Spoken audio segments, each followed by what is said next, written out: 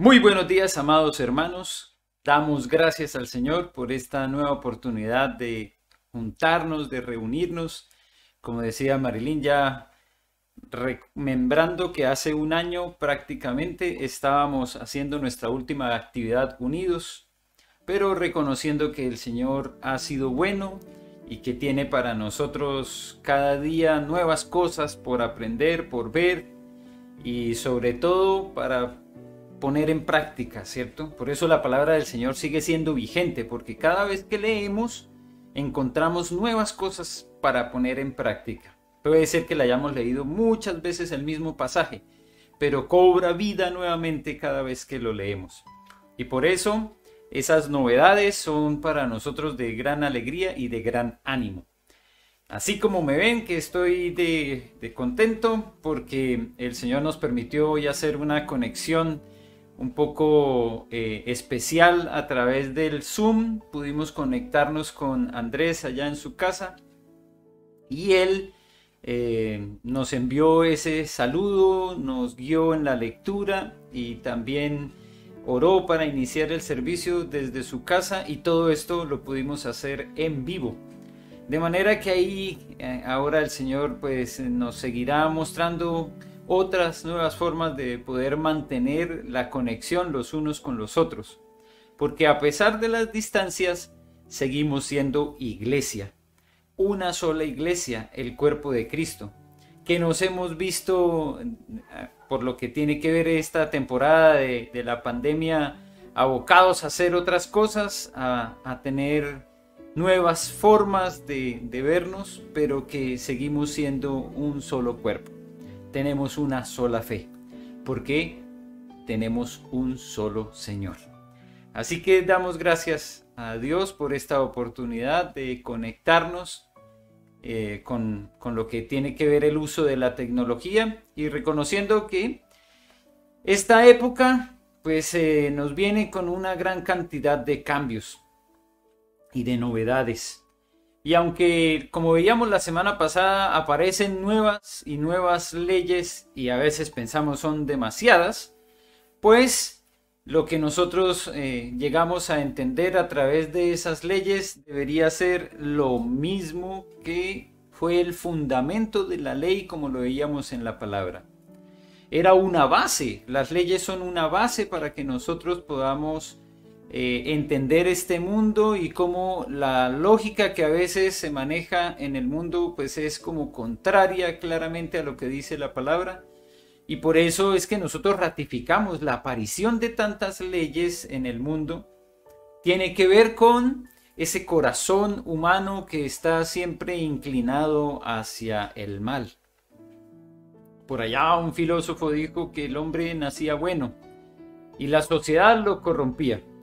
Y la palabra lo que dice es que todos nacemos con un corazón pecaminoso, inclinado hacia el mal. Uno dice, bueno, pero ¿qué maldad hay en un niño? Pues es increíble cómo los niños desde muy chiquititos empiezan a tirar el cabello de sus padres o de otros niños, y hay una inclinación hacia el mal. Pero por muchas leyes que se hagan, no se logra realmente el fin primordial de encontrar la equidad en el mundo.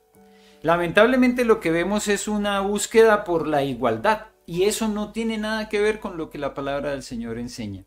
Desde el principio quedó claro que el hombre y la mujer eran diferentes, que íbamos a ser diferentes en nuestras funciones, que tendríamos asignaciones diferentes, que jamás, por muy avanzada que llegue a estar la tecnología, solamente Hollywood nos va a mostrar a un hombre que se puede embarazar.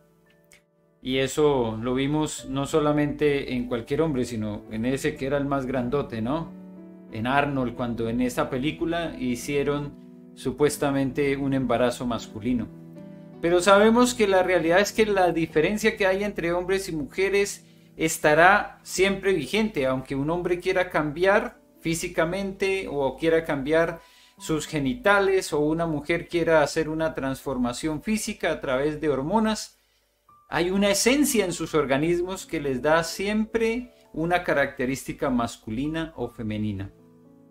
Esa búsqueda entonces de este mundo por la igualdad estará siempre retumbando una y otra vez en obstáculos. Las leyes podrán decir que una persona se puede cambiar, ¿cierto?, su sexo a través de un procedimiento legal, ¿cierto? Y ahora su carnet de identidad, su cédula dirá que es otra persona, pero en su esencia su mismo organismo le estará diciendo otra cosa. Así que muchas leyes van a seguir apareciendo. Esta semana, si hiciéramos una cuenta de cuántas leyes aparecieron en el mundo, sería interminable. Nosotros tuvimos una nueva ley aquí en Chile que nos dio un cambio, una transición hacia la región metropolitana nuevamente en cuarentena. No, pero eso es un plan paso a paso, no, eso se logra a través también de una ley. Y esa ley tuvo otras variaciones además, porque ya no es el mismo plan paso a paso que venía hasta hace unas semanas antes. Los fines de semana, cuando había cuarentena, todavía se podían reunir 10 personas en la casa. Pero en este momento, porque recrudeció, ¿cierto?, todo lo que tiene que ver con los contagios, ahora ni siquiera son 10 personas en la casa, sino 5. Y eso es bueno tenerlo en cuenta. Las leyes van siendo variables, van aplicándose de diferentes maneras, pero el principio debería ser el mismo. El principio no debería cambiar. Por eso la palabra de Dios está llena de principios. Las leyes cumplieron una función y están ahí para cumplir una función. Pero lo que nos debe llevar realmente con una orientación, con un norte, como una brújula, es la palabra que nos trae los principios. Y el principio fundamental de lo que es ser iglesia en este momento, como dice Juan capítulo 17 en la oración de Jesús antes de sufrir todo lo que fue las penurias de la cruz, es que sean uno. Que ellos sean uno, así como tú y yo somos uno, dijo Jesús. Así que la unidad realmente es el propósito, el principio fundamental de la palabra. No es la igualdad, porque en eso jamás llegaremos a tener consenso. No podemos ser iguales. Ni siquiera la equidad, aunque es un fundamento clave de lo que es vivir, ¿cierto?, en armonía, vivir en comunidad, que pudiéramos ser equitativos. Pero ni siquiera eso tampoco lo vamos a lograr. El fin y la proyección nuestra es la unidad. Unidad en la diversidad, claro que sí. En eso es en lo que nosotros debemos estar siempre conscientes, que no es uniformidad, es unidad. No es que todos sean iguales a mí, que piensen igual que yo, que se vistan igual que yo. Eso sería terrible. No es uniformidad. A veces hemos querido llegar a ese punto en la iglesia en que todos hablen igual, que digan las cosas de la misma forma. Y eso no es el fin de la iglesia. Es aquí cuando nosotros tenemos las oportunidades de vernos, cuando nos gozamos de tantas diferencias, diferentes acentos, diferentes formas de ver la vida. Y en esas diferencias y en esos mundos que hay en cada una de nuestras cabezas, encontrar la unidad en Cristo. Una sola fe, un solo amor, un solo bautismo, un solo espíritu, un solo Señor, como dice ese hermoso pasaje, el Señor Jesucristo. Así que gocémonos de saber que el Señor tiene los mismos fundamentos, no han cambiado. Él no va a variar después del tiempo. Ay, mira que por mucho tiempo esta humanidad estuvo pidiéndome la igualdad, entonces ahora sí voy a hacerlos todos iguales. Somos uno en Cristo, en medio de nuestras diferencias. Y por eso nos gozamos de saber que con lo que ha estado pasando, la iglesia ha seguido creciendo. Hemos crecido no solamente en número, porque sabemos que hay una gran cantidad de personas a las que ni siquiera podíamos albergar en un mismo sitio. Como decía, el año pasado en la parcela de Locañas teníamos casi media hectárea a disposición para nuestra actividad, para utilizar la piscina, para reunirnos ahí bajo un techo. para gozarnos de compartir los alimentos, pero ese lugar igual nos daba una limitante, y es que las personas que estábamos aquí en Santiago eran las que podíamos estar allá. Pero con lo que ha pasado y con este tema de la pandemia tuvimos la oportunidad de estar unidos en un mismo sentir. Por ejemplo, como está en este momento conectada mi suegra desde Suecia, mi mamá desde Colombia, hermanos en Nueva York, familia espiritual en Boston, en diferentes lugares del mundo, en Argentina también están conectados. Y qué bueno poder ver nosotros en medio de lo que sucedió el plan de Dios reflejado para que nosotros pudiésemos crecer en todas las áreas. Ahora, yo quiero hoy compartirles un tema que es de reflexión. ¿Y por qué es de reflexión? Porque empieza con una pregunta. ¿Creyendo o creciendo? ¿Qué es importante para nosotros en la vida? ¿Determinar claramente en qué creemos y estar seguros de por qué creemos en lo que creemos? ¿O realmente estamos creciendo? Y eso la palabra del Señor nos lo ratifica en muchos lugares, pero yo les voy a invitar a leer en la primera carta del apóstol Pablo a los Corintios, donde encontramos un mensaje que creo yo nos debe llevar a una buena reflexión, a una sana reflexión, que es personal. No es que yo tengo que aquí poner la mira en los demás y decir a ver quiénes están creciendo. No, esto es personal, es yo estoy creciendo. El apóstol Pablo entonces escribe a los Corintios. En su primera carta, capítulo 4, leeremos del versículo 1 al 16, aunque son 21 versículos y podríamos haber leído los otros 5, pero para enfocarnos voy a leer entonces estos primeros 16 versículos. Y así, con la guía y la dirección del Espíritu Santo, esperamos encontrar aquí una reflexión que nos ayude también a evaluar nuestra propia vida.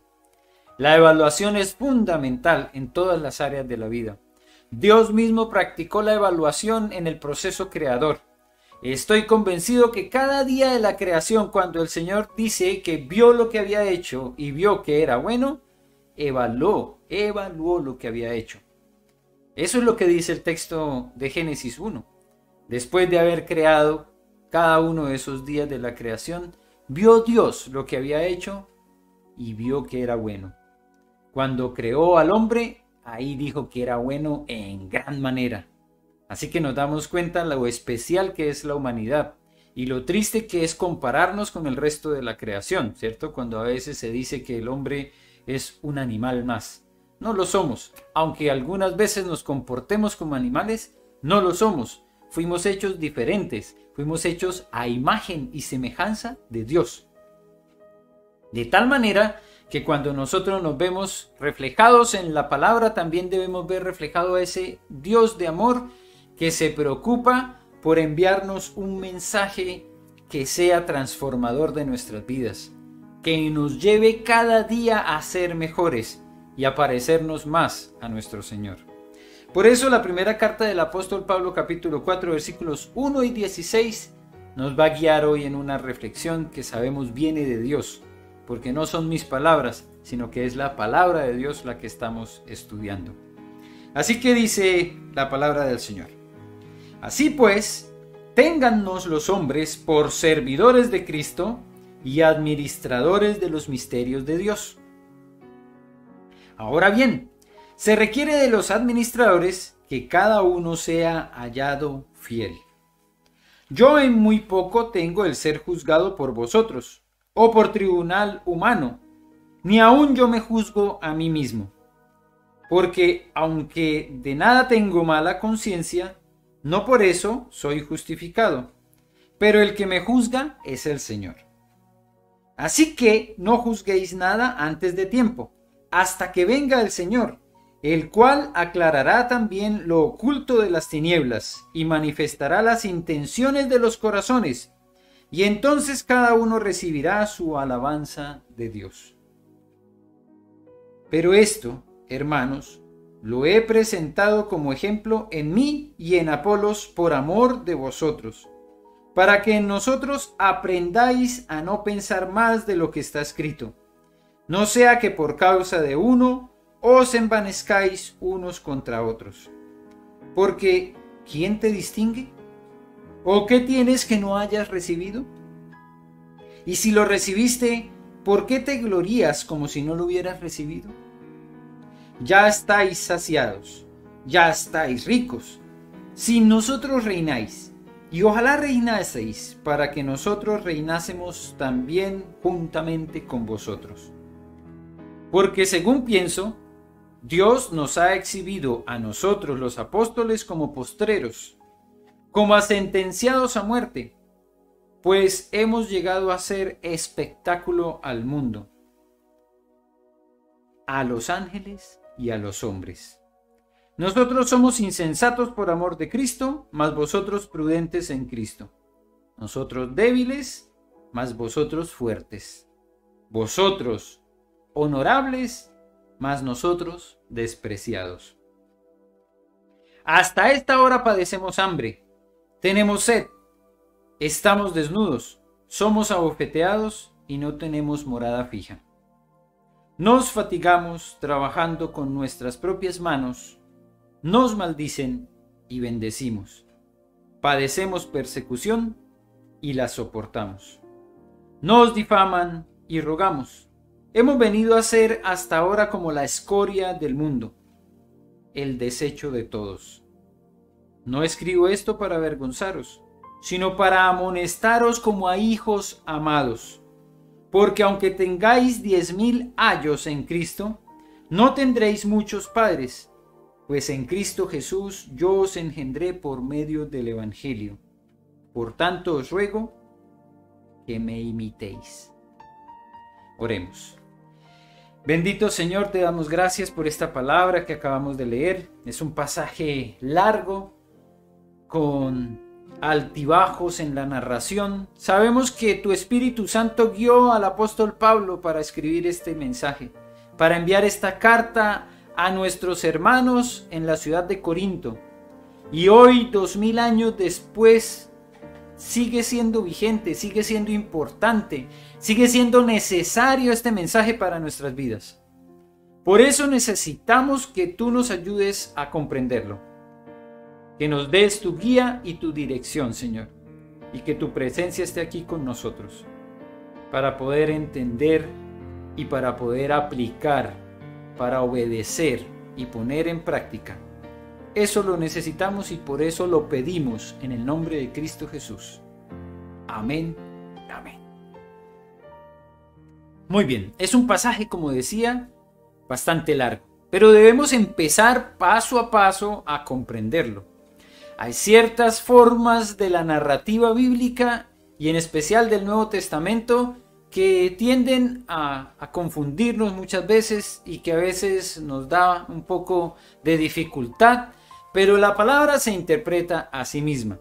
Y dentro del contexto que nosotros estamos leyendo de la carta a los Corintios, debemos reconocer todo el propósito que tenía el apóstol Pablo cuando la escribió.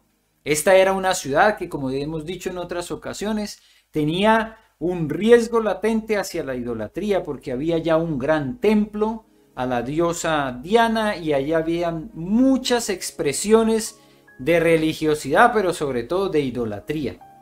Así que la gente tenía un cierto orgullo por lo que pasaba en esta ciudad, porque era un punto geográfico importante, porque como ciudad comercial era reconocida, pero la gente empezó a ver eso como algo para ufanarse, para creerse más que el resto del mundo. Y llegaban también entonces muchas ideologías y eso estaba penetrando en la iglesia y el apóstol Pablo entonces tuvo que enviar llamados de atención constantes a esta iglesia. Aquí encontramos una palabra que nosotros tal vez no le tomamos todo el peso que tiene, pero cuando el apóstol Pablo dice que los amonesta, que escribe para amonestarles, entonces entendemos la seriedad de ese mensaje. Es un llamado de atención firme.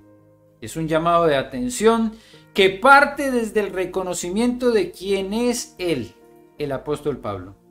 Administrador, dice, como administradores, ¿cierto?, de los misterios de Dios. Este mensaje parte desde alguien que se reconoce como siervo del Señor, servidor de Cristo, dice en ese primer versículo, ¿cierto? Y esa posición parece ser que para algunos era un conflicto, porque alguien que se reconocía como servidor de Dios, como siervo, tenía la imagen de lo que era un esclavo.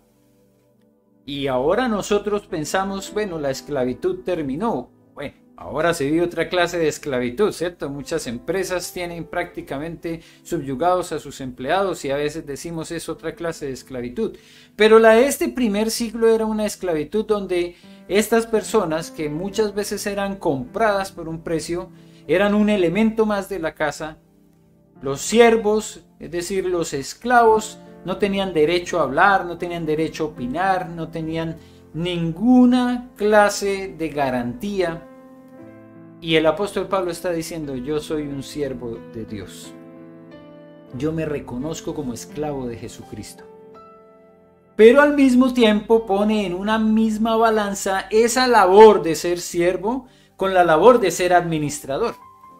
Lo cual también nos hace pensar en que no era un cargo menor. Los administradores o los capataces o los cuidadores tenían unas atribuciones legales que podían también estar equilibradas con las de sus amos. Eran representantes de sus amos, de sus señores, de sus jefes.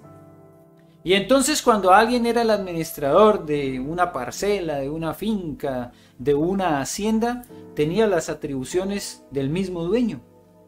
Así que en una sola frase el apóstol Pablo se pone como esclavo, que nosotros diríamos, uy, es lo más bajo, ¿cierto?, en la escala social, pero también se pone como administrador, como que se equilibra un poco la balanza, diciendo, esto no es un cargo que yo me lo impuse, sino que es puesto por Dios. Somos administradores de los misterios de Dios, servidores de Cristo.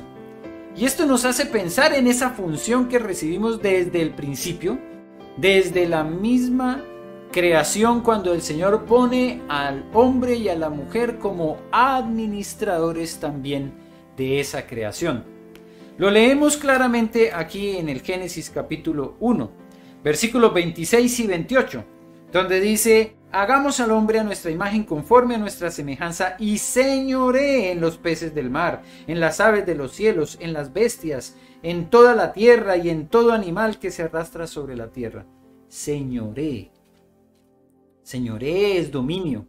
Pero para tener más claro qué clase de dominio es ese, no es una atribución que el Señor les está entregando al hombre y a la mujer para que destruyan todo. No, mire lo que dice el 28. Los bendijo Dios y les dijo, fructificad y multiplicaos, llenad la tierra y sojuzgadla, y señoread en los peces del mar, en las aves de los cielos y en todas las bestias que se mueven sobre la tierra. Aquí entonces incluyó otro texto, señoread. Ya no es solamente que nosotros podamos pensar que somos puestos para que lo demás nos sirva, sino también para sojuzgar, administrar. Ese es el sinónimo de sojuzgar, administrar. Así que nosotros hemos sido llamados como administradores. Tal vez no siempre tengamos la posición de jefes, ni de capataces, ni de dueños, y mucho menos nos van a decir que somos los administradores de la empresa donde trabajamos. Pero ahí donde estemos, también debemos cumplir la función de administrar los misterios de Dios, el propósito de Dios para nuestras vidas. Así que hoy hay una variación en ese pensamiento que a veces teníamos, que en la empresa, que en la ciudad, que en mi casa, los que administran son otros, los que se ganan el sueldo son otros, los que dirigen son otros y yo no tengo ninguna responsabilidad. Todos tenemos un llamado a la administración. Fue entregada esa administración en cabeza de Adán y Eva como representantes de toda la humanidad. Así que nosotros también debemos hacer esa administración. Pero ¿cómo lo vamos a hacer? Es lo que marca una diferencia, ¿cierto? Y es lo que empezamos a notar que marcaba diferencias entre la forma en que la gente se relacionó con Dios. Muy rápido también tenemos en el capítulo 4 de Génesis la diferencia entre un obrero y un obrero fiel. Obrero fiel, entonces, dice el apóstol Pablo, es aquel que recibiendo la encomienda del Señor se esmera por administrar bien. Mire lo que dice el versículo 2. Ahora bien, se requiere de los administradores que cada uno sea hallado fiel. Administradores todos, dice. Se espera que todos en nuestra administración hagamos una labor en la cual seamos hallados fieles. ¿En qué otro lugar del obrero se le escuchó que podía ser llamado fiel?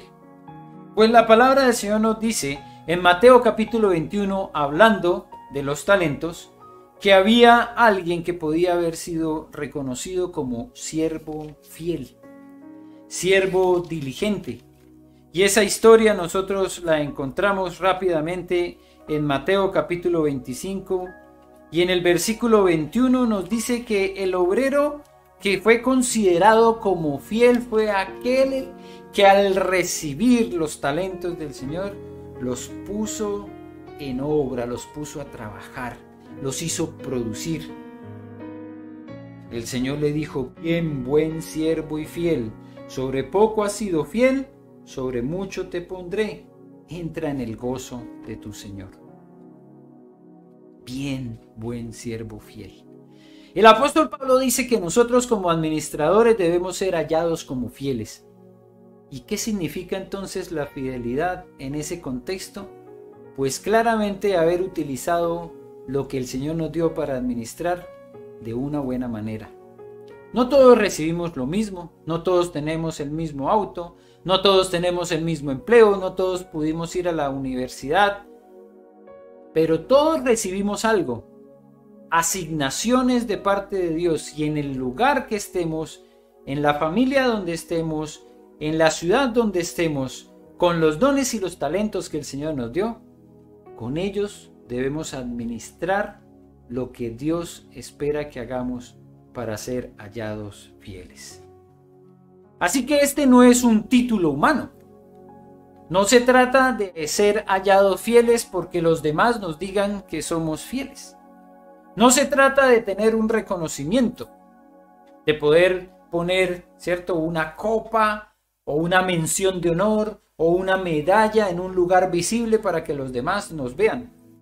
A algunos nos gusta y es una buena forma también de darle gracias a Dios por la labor cumplida cuando nos entregan un diploma de haber terminado una carrera universitaria. Pero a veces ese cuadro pegado en la pared se convierte en más importante que nosotros mismos. Es el que nos identifica, es el que nos da un nombre, es el que nos da una posición. No luchamos por una posición ni por un título. Nosotros no estamos pensando en títulos humanos y sin embargo lo que hacemos cuando nos da el Señor la oportunidad de estudiar, por ejemplo, en la universidad, es hacerlo de la mejor manera porque es administrar también los regalos que Dios nos ha dado.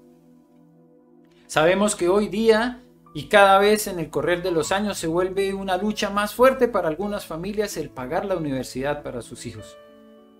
Y un hijo que está recibiendo esa bendición o que está luchando a través de un segundo empleo o haciendo un préstamo, debe administrar bien ese regalo que es el poder estudiar. Y no estoy pensando solo en el nivel universitario, también en el colegio los muchachos deben esmerarse por hacerlo mejor en gratitud a ese privilegio grande. Porque aunque no tengamos el mismo colegio de los que están en el estrato social más alto, el tener ese colegio sí es una bendición para nosotros. El estar en la universidad, el tener un empleo, el tener una provisión y todo lo que está a nuestro alrededor es una bendición de Dios como para administrar, como administradores. De manera que este título que a veces nosotros pensamos que es el que necesitamos o el que deberíamos tener, se puede convertir en un peligro grande. Porque nosotros llegamos a convertirnos entonces en jueces de otros, de acuerdo a nuestra propia posición. Ni siquiera el apóstol Pablo, con lo que sabe que ha sido entregado a él, ¿cierto? Como dones, talentos, un hombre que por su oración resucitó a un chico que se cayó desde un segundo piso, un tercer piso. Un hombre en cuya sombra ponían a los enfermos y eran sanados. Ni siquiera él se reconoce como alguien superior. Yo en muy poco tengo el ser juzgado por vosotros o por tribunal humano, ni aun yo me juzgo a mí mismo, porque aunque de nada tengo mala conciencia, no por eso soy justificado, pero el que me juzga es el Señor. ¿Ven? Yo no me pongo por encima de nadie. Hay un peligro grande y es el de la vanagloria. Y nosotros debemos ser conscientes que la palabra del Señor nos llama a tener un lugar apropiado y a tener un concepto apropiado de nosotros mismos. Bien lo compartía Edwin el viernes en la reunión de juveniles a propósito que partió este viernes pasado con gran éxito. Damos gracias al Señor por los jóvenes que se pudieron conectar. Había por lo menos 12 conexiones de Zoom y a través de las personas que veíamos ahí conectadas, habían cerca de 20 jóvenes que pudimos compartir un mensaje poderoso, maravilloso, como fue el del apóstol Pablo a Timoteo, que ninguno tenga en poco tu juventud, y como decía Edwin, ni siquiera tú mismo te tengas en poco. El apóstol Pablo está diciendo eso, ni yo mismo me juzgo. No tengo en poco quien soy, pero tampoco tengo por encima de los demás un concepto mayor. No juzguéis nada antes de tiempo, porque el Señor es el que juzga.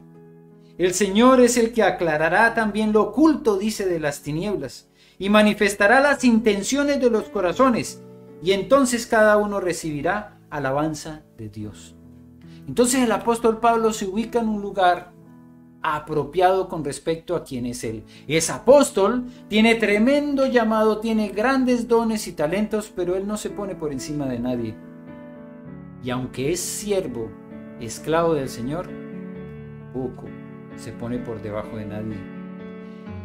Así que ese peligro de la vanagloria nos debe hacer conscientes todo el tiempo. Porque a veces llegamos no solo a la vanagloria de creernos más que otros, sino también de creernos por encima de la ley. Y eso es lo que debemos nosotros tener presente con respecto a la razón de ser y el propósito de la ley. ¿Por qué? Porque a veces hemos menospreciado la ley de Dios también. Hemos escuchado de personas que dicen, no, pues si ya estamos bajo un nuevo pacto, la ley no existe para nada, entonces no debemos ni siquiera pensar en ella. Pero la ley está ahí por alguna razón, y lo leíamos la semana pasada, ¿cierto? Es un ayo que nos debe guiar. Debe hacernos siempre humildes en el reconocimiento de que el precepto sigue claro. Nos debe seguir orientando hacia cómo podemos vivir. Y ya no es solamente con la rigurosidad de decir, ya lo cumplí, yo ya no he quebrantado ninguno de esos mandamientos, sino que nos debe llevar a la reflexión constante. ¿Y de qué otras formas yo también puedo llegar a vulnerarlo? Lo mencionaba la semana pasada, el mandamiento dice, no matarás. Y tú puedes decir, yo efectivamente nunca he tomado un arma y no he matado a nadie. Pero Jesús nos dijo, cuidado con odiar, porque estás a un paso de matar. Así que el mandamiento en Jesús cumplió también ese propósito de ayo, de llevarnos a la reflexión, de llevarnos a entender. Y aunque las comparaciones claramente son odiosas, lo que el Señor nos está llevando aquí a pensar en lo que dijo el apóstol Pablo es que a través de esta figura literaria del símil y la comparación, pero de lo que nosotros a veces pensamos es un lenguaje especial de la ironía con la que el apóstol Pablo habla, esa reflexión nos debe hacer pensar. ¿Por qué el apóstol Pablo empieza entonces a partir del versículo 8 a hablarles a ellos como si realmente el pueblo de los corintios fueran superiores? Ya estáis saciados, ya estáis ricos. Si nosotros reináis, y ojalá reinaseis para que nosotros reinásemos también y juntamente con vosotros. ¿Ven? La forma en la que el apóstol Pablo les está hablando es como con la ironía de compararse él con ellos, y aunque las comparaciones sean odiosas, siempre el apóstol Pablo va a estar en perjuicio. Los corintios tenían un concepto de sí mismos superior al resto del mundo. Y cuando el apóstol Pablo fue y les predicó la palabra y humildemente entregó su vida al servicio de ellos, muchos lo vieron como un siervo al cual podían humillar, al cual podían someter, y no se dieron cuenta que tanto él como ellos eran uno en Cristo.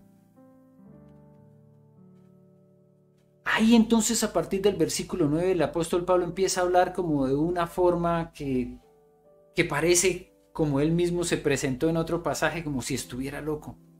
¿Cómo así que él es menos que nadie? ¿Cómo así que él puede ser considerado como la escoria del mundo? La escoria, nosotros a veces pensamos puede ser como un desecho, lo que sobró de, pero la palabra realmente nos remite, y tiene que ser muy fuerte para nosotros escucharlo, nos remite a la materia fecal. El apóstol Pablo se está comparando como el desecho que sale a la letrina. Él mismo está llevando las cosas hasta un extremo, en el cual con este mismo lenguaje nos lleva a la reflexión: ¿será que verdaderamente los apóstoles tienen que ser considerados como la escoria de la humanidad? Él mismo se presenta como alguien que ha sido exhibido, sentenciado a muerte, un espectáculo, y que con ese nombre de apóstol no debería tener todos esos, ¿cierto? Todas esas características de alguien tan desechable. Nosotros somos insensatos por amor de Cristo, pero ustedes son prudentes. Miren la comparación. Nosotros débiles, ustedes fuertes. Ustedes honorables, nosotros despreciados.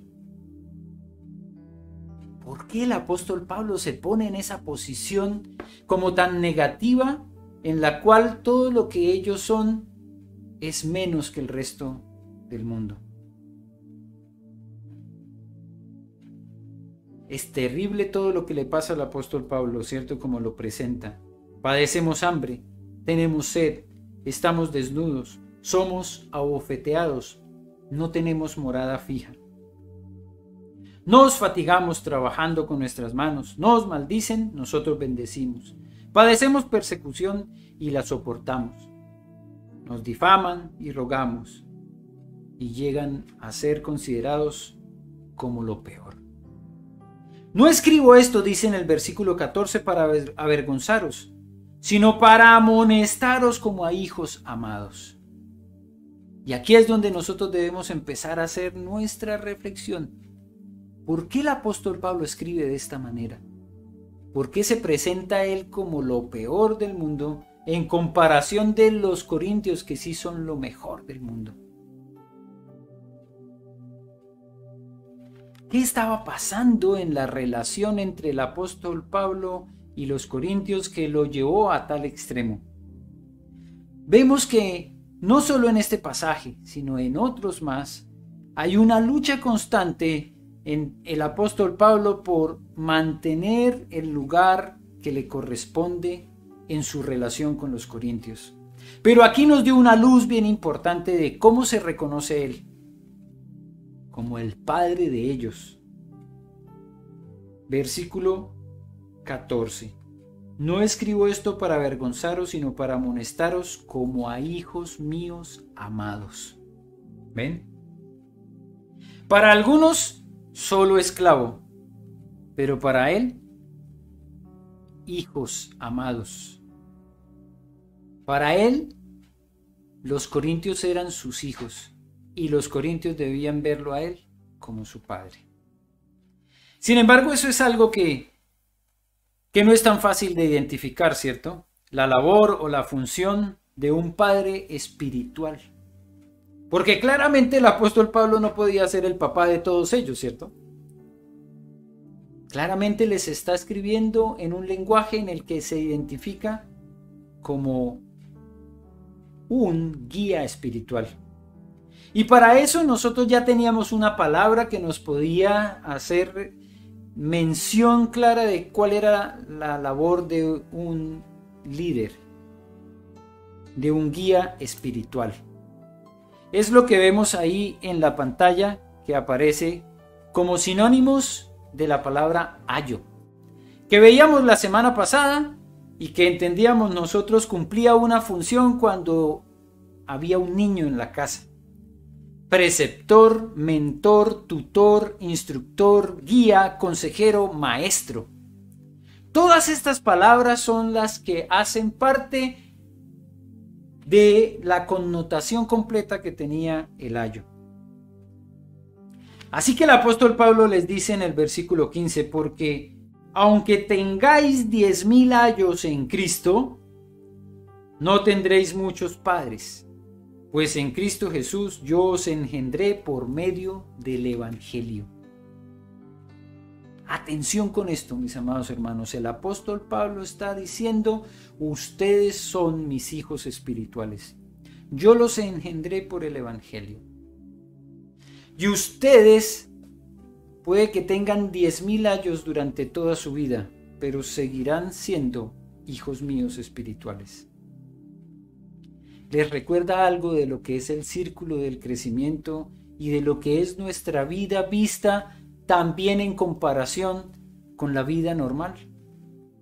Todos estamos muertos en nuestros delitos y pecados sin Cristo. Pero cuando conocemos a Cristo, viene una nueva vida. Y con esa nueva vida, entonces, tenemos una nueva oportunidad de crecer.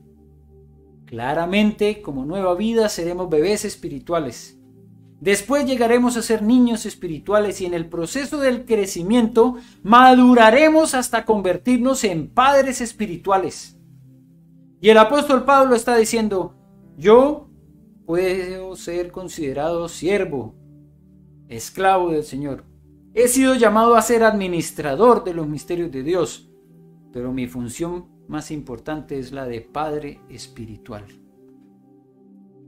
Y ahora la pregunta es, ¿cada uno de nosotros se ve identificado con una posición de crecimiento en la cual ya puede ser considerado como padre espiritual? ¿Qué tanto hemos crecido? Es bueno hacer esa reflexión, ¿cierto? ¿Qué tanto hemos crecido? ¿Qué tanto hemos podido avanzar? ¿O seguimos dependiendo de un ayo? ¿Seguimos dependiendo de alguien que nos esté mostrando, que nos esté diciendo, que nos esté llevando la comida a la boca, que nos esté explicando claramente todo lo que dice la Biblia? ¿O hemos podido avanzar y crecer en nuestro desarrollo espiritual? De eso se trata también este pasaje, de hacer una evaluación. ¿Cómo estamos? ¿Ya llegamos al punto en el que estamos listos para engendrar a otros, tener hijos espirituales a través del Evangelio? ¿O después de 10, 20, 30, 40 o 50 años en la iglesia seguimos igual de niños, igual de inmaduros? Aquí es donde necesitamos entonces nosotros ir aterrizando lo que dijo el apóstol Pablo. Porque su propósito claramente era mostrarse como ejemplo, y ejemplo que sin importar las circunstancias difíciles sigue caminando en el propósito del Señor. Muchos en el caminar con Cristo empiezan a enfrentar dificultades y dicen, no, esto no es para mí. Se van, se devuelven, dan marcha atrás. El apóstol Pablo soportó hambre, persecución, insultos, maledicencia, Y si quisiéramos, la lista sigue y sigue de todo lo que él tuvo que enfrentar como parte de su llamado, como parte del crecimiento. Cuando no hemos podido perseverar en el camino con el Señor, ahí podemos ver claramente ejemplificado nuestro crecimiento espiritual. Si alguien a la primera dificultad está renegando y está diciendo es que yo no sirvo para esto, es que Dios me olvidó, Dios me abandonó, si a la primera enfermedad entonces tú estás desechando toda confianza en la palabra de Dios, si ante la primera tribulación entonces tú estás diciendo es que el camino de Dios es muy difícil y no es para mí, bien, es posible, está bien que lo hagas, pero eso está demostrando lo poco que has crecido. Eso está demostrando tu necesidad de la palabra de Dios. Porque la fe viene por el oír. Y el oír por la palabra de Dios. Así que tú nunca vas a crecer en tu fe si no estás pegado de la palabra de Dios. Y si estás esperando a recibir la palabra de Dios un domingo, una vez a la semana, 2 o 3 veces en el mes, estarás completamente desnutrido porque esta palabra es el alimento que todos necesitamos. Y si no lo consumimos diario, pues ahí cuéntenme ustedes qué pasa cuando no comen un día alimento. Cuéntenme qué pasa en su organismo cuando dejan de alimentarse. Un día sin el alimento de la palabra de Dios será un día de debilidad. Y en esa debilidad tu fe no va a crecer. Y si tu fe no crece, tampoco tú vas a crecer. Y tampoco vas a madurar. Así que, amados hermanos, este mensaje del apóstol Pablo es bien profundo y va más allá de solamente pensar que es una amonestación. En toda esta comparación de lo que el apóstol Pablo hizo con lo que creían los corintios que ellos eran y lo que los apóstoles evidenciaban, queda claro que hay unos a los que sí podemos imitar. Por eso el apóstol Pablo dijo, imítenme a mí, así como yo imito a Cristo. Versículo 16. Por tanto, os ruego que me imitéis.